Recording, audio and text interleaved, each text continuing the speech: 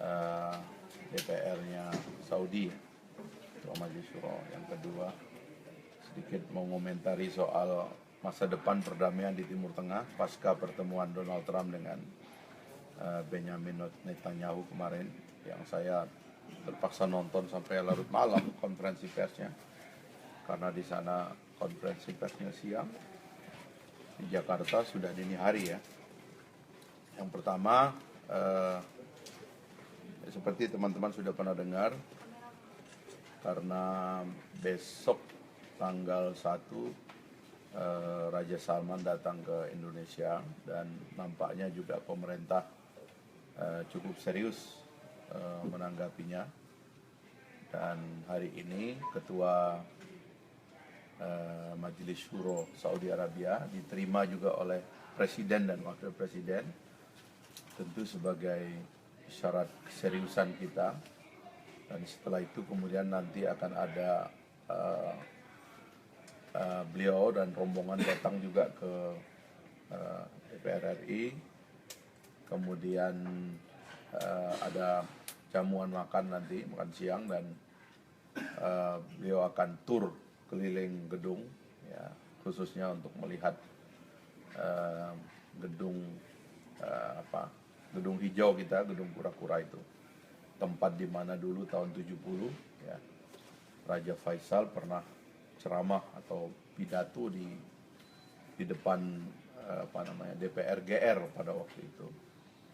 Dan ini yang mau diulang nanti oleh Raja Salman pada tanggal 2 Maret. Nah, nanti malam juga akan ada jamuan makan malam ya, untuk melengkapi pertemuan hari ini dengan pimpinan Dewan. Nanti malam kita akan mengundang pimpinan fraksi-fraksi dan alat kelengkapan juga untuk hadir di dalam jamuan makan malam. Jadi kita betul-betul sedang ingin agar hubungan baik antara kedua negara yang sudah terjalin lama itu semakin hari semakin baik ya, terutama dalam peta dan situasi dunia sekarang ini yang memerlukan adanya kesepahaman antara negara-negara yang punya hubungan lama, yang punya dasar dan fondasi berpikir yang sama, sejarah yang sama, dan pernah diikat secara baik oleh para pendiri bangsa kita, khususnya di zaman Bung Karno dulu, diteruskan kemudian di zaman Pak Harto dan seterusnya. Jadi ini maksud dari penyambutan dan kedatangan dari Ketua Majelis Syuro Saudi pada hari ini. Dan nanti tanggal 1 Raja Salman akan datang disambut oleh pemerintah ya. Dan setelah itu juga akan ada acara di komplek DPR. Itu yang pertama.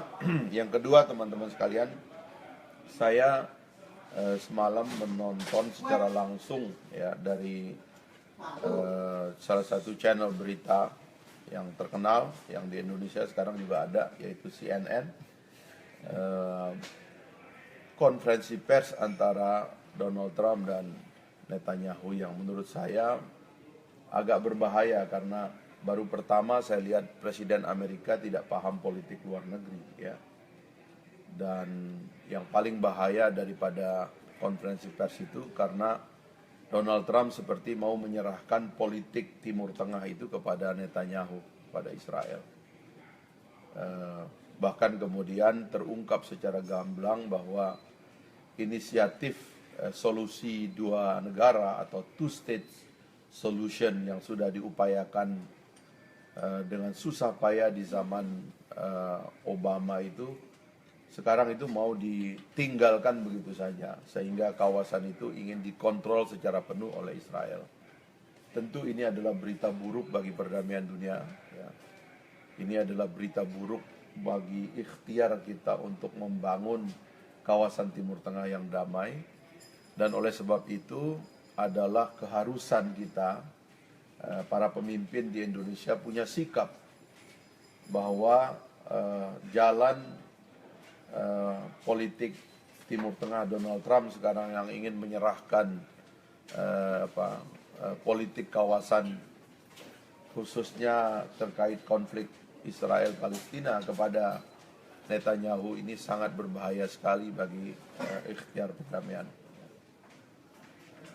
Jadi nggak bisa kemudian Israel mengatakan serahkan itu kepada kami dan kalian berhenti menganggap kami sebagai penjajah, padahal kenyataannya dia penjajah.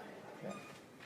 Dan kita bangsa Indonesia seperti diikat oleh Bung Karno kepada kita semua, sampai hari ini kita tidak mau mengakui negara Israel karena kita meyakini bahwa yang dilakukan Israel terhadap Palestina adalah penjajahan. Ya. Sementara Israel setiap hari berkampanye untuk mengatakan berhentilah menyebut kami penjajah, padahal mereka kenyataannya menjajah.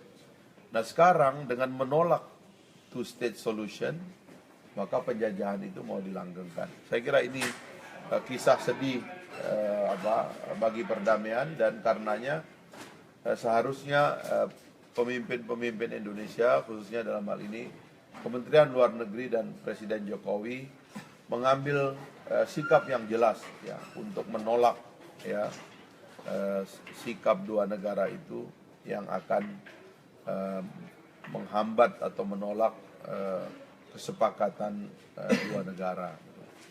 Itu yang kedua yang saya ingin sampaikan menjadi bahan pemikiran kita bersama, karena kita bagaimanapun sebagai bangsa besar, sebagai negara demokrasi besar harus punya sikap dalam hal-hal penting yang terjadi di belahan dunia yang lain. Karena sejak awal berdirinya bangsa Indonesia, salah satu tujuan kita bernegara adalah ikut serta di dalam perdamaian dunia yang berdasarkan kepada perdamaian abadi dan keadilan sosial. Itulah yang menyebabkan sejak awal berdirinya bangsa kita, kita tidak pernah pasif terhadap situasi dunia. Kita harus aktif ya, terlibat di dalam ikhtiar untuk membangun perdamaian dunia. Saya kira itu yang mau saya sampaikan teman-teman sekalian. Yang lain yang soal lokal, saya persilakan apa yang mau di.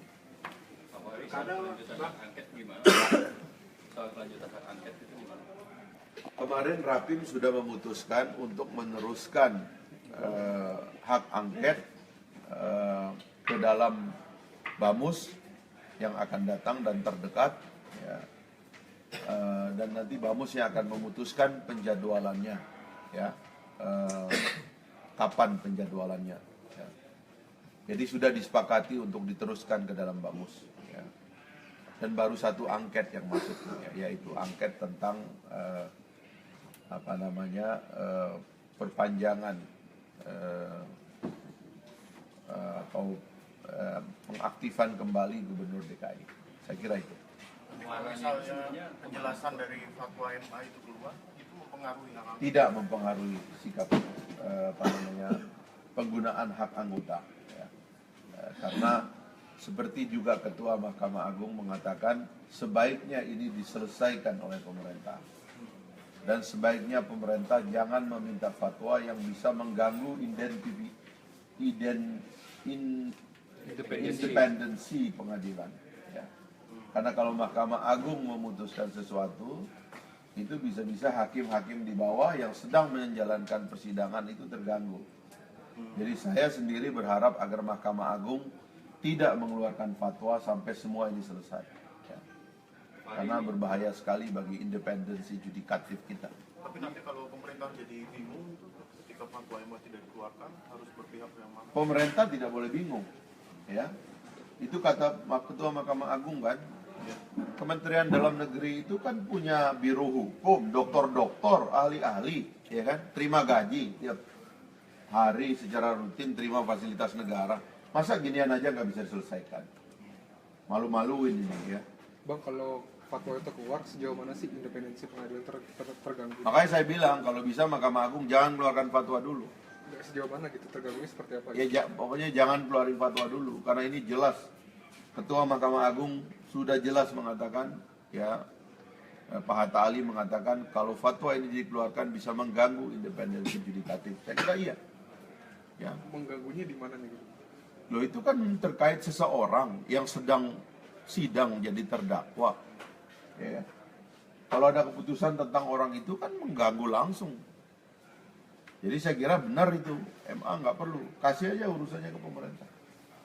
Punya Menkumham, punya kementerian dalam negeri, punya biro hukum di mana-mana, ya kan? Punya pendukung-pendukung pakar-pakar hukum, masa nggak bisa menyelesaikan begituan? Ya.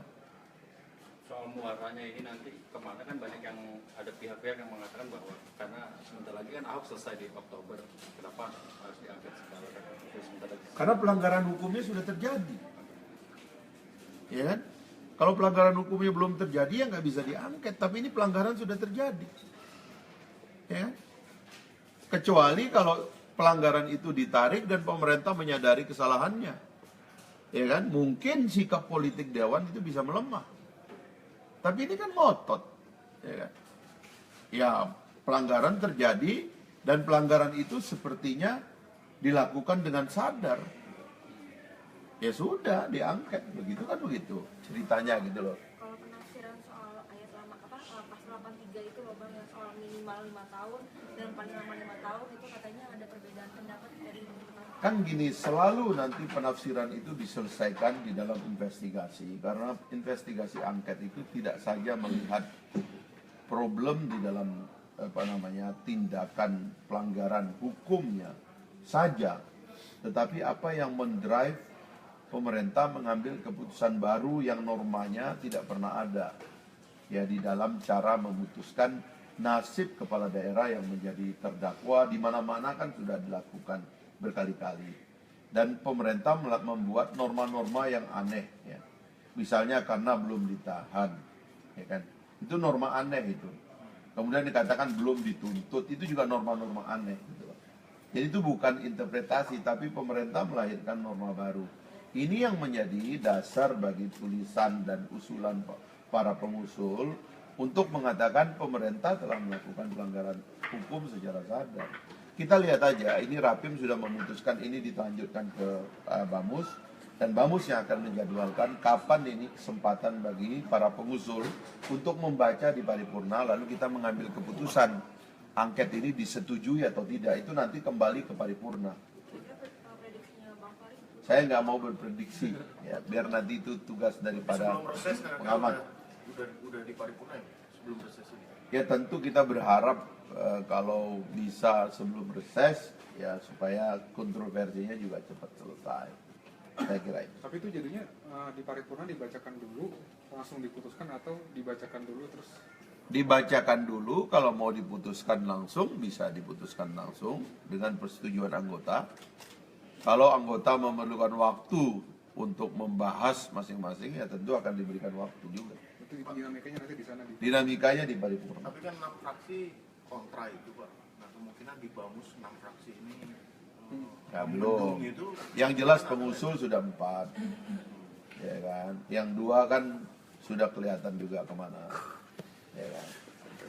Kan yang fix tidak itu Golkar pun saya lihat dia mengatakan kami belum mengambil sikap. Golkar. Karena saya tahu juga Golkar juga banyak jadi korban, yang kepala daerahnya tiba-tiba dinonaktifkan. Kayak Riau itu kan orang Golkar itu. Kenapa kalau orang Golkar hilang begitu aja? Tapi kenapa kalau Saudara Basuki tidak? Kan itu pertanyaan orang. Ini partai-partai juga kan korban dari diskriminasi ini. Oke. Di luar soal angket, tanggapannya terkait Antasari mulai buka suara, apakah ada kepentingan politis juga di kali ini? Jadi begini, saya sudah menawarkan logika ini ya soal Pak Antasari ya. Pertama, Pak Antasari itu disidik dan dijadikan tersangka oleh Mabes Polri atau kepolisian, ya. Jadi saya mau banding-bandingkan waktu itu. Yang kedua, Pak Antasari waktu itu Kapolrinya adalah Pak Bambang Hendarso Danuri, ya. Yang kedua, dia dituntut oleh kejaksaan, ya. Jaksa agungnya itu adalah Hendarman Supandi. Kemudian dia diputuskan oleh pengadilan, kita nggak tahu karena pengadilan itu kan, hakim itu kan majelis dia, ya, bukan satu orang. Kemudian dia sudah banding ke pengadilan tinggi, ditolak. Banding lagi kasasi, ditolak. Dia sudah mengajukan upaya hukum terakhir yang namanya PK, ditolak.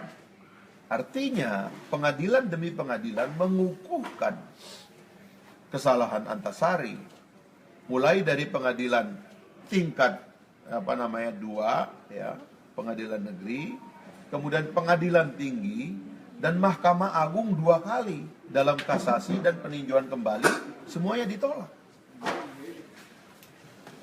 Ya jangan salahkan Pak SBY dong di sini gitu loh. Karena kalau kita percaya sistem hukum dan Antasari sebagai seorang hamba hukum istilahnya, sebagai penegak hukum, dia harus melihat sequence ini. Dan ini terjadi juga pada zaman yang berbeda-beda. Nah sekarang tiba-tiba Presiden mengeluarkan gerasi, ya kan? Ini kan melompat, ya kan? Artinya kan melakukan koreksi terhadap 2 tahapan itu. Tapi jangan lupa, itu Mabes Polri harus bertanggung jawab, Kejaksaan Agung harus bertanggung jawab, ya kan? Pengadilan pada semua tingkatan harus bertanggung jawab, gitu loh. Jadi itu satu dalam soal materi ya. Nah, kalau soal Anas kan juga bicara lagi. Sama. Anas itu disidik dan dituntut oleh KPK. Ya kan? Ketua KPK-nya Abraham Samad. Diadili di Tipikor itu oleh majelis, ya kan? Dan seterusnya lah. Kalau nggak salah dia sudah sampai kasasi, tapi PK belum. Artinya pengadilan tingkat Tipikor, pengadilan tinggi dan pengadilan Mahkamah Agung sudah menegaskan kesalahannya kembali. Tinggal PK yang belum. Tapi ini kan sebagai sistem hukum kan berjalan. Dan sekarang kalau kita menyalahkan Pak SBY ya dalam hal ini ya, berarti kan kita mau bilang sama sekali tidak ada independensi di KPK dan Mabes Polri sebagai yang memulai penyidikan ini. Ya kan? Mabes Polri harus jawab. Ini bukan tugas Pak SBY menjawab sebetulnya, ini Mabes Polri dan KPK harus menjawab. Gitu loh. Jadi tudingan SBY-nya ada muatan politis masuk akal. Sangat masuk akal. Sangat masuk akal. Saya sih berharap kalau bisa Anas juga dikasih gerasi itu. Ya kan? Biar sempurna gitu loh. Oke, apalagi? Pilkada gimana Bang? Kan pilkada udah. Jangan tanya PKS lah, tanya. Salah ntar. Itu kasus nggak dilanjutin Bang akhirnya Bang? Hah? Kasus nggak dilanjutin sama dari DPP PKS? Nggak tahu saya.